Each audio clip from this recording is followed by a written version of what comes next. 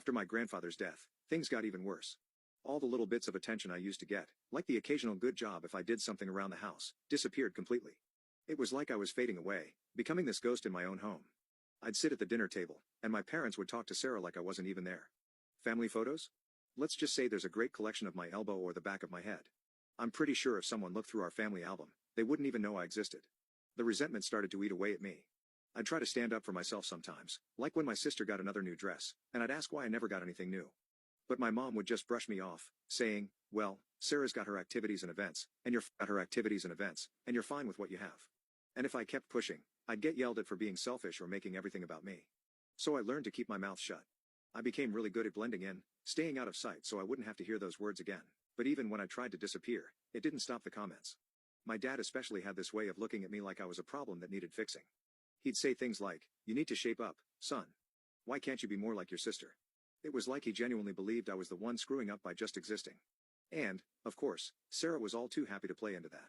Anytime she wanted something, she'd turn on the waterworks, and my parents would rush to her side. I learned pretty quickly that it didn't matter what I did, I was never going to be their favorite. That's the thing about growing up feeling unwanted. It starts to mess with your head. You start believing maybe you really are the problem. I spent years trying to figure out what was wrong with me, why I couldn't just be the son they wanted. I'd lie awake at night, staring at the ceiling, wishing I could disappear and make things easier for them. Because that's what they made me feel like I was just making their lives harder by being around. Looking back now, I can see how toxic all of that was. But when you're a kid, you don't know any better. You just want to be loved and accepted, and when you don't get that, you blame yourself.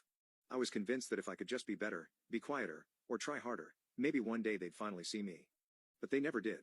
I turned 16 thinking, alright, I'm halfway to getting out of this place. I was counting down the days until I could legally get out of there and make something of myself. But I wasn't prepared for what came next.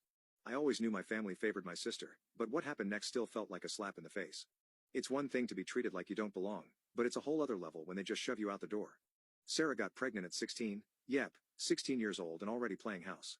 And who was the dad? Some 19-year-old guy who barely graduated high school, working dead-end jobs, the kind of guy that makes you wonder if he even knows what responsibility means. When my parents found out, I thought there was going to be a serious talk about consequences and how her life was going to change. But nah, they acted like she'd brought home a medal or something. They were actually excited, like weirdly excited. It was all about how our little girl is growing up, and we're going to be grandparents. I was standing there thinking, are we in the same reality here?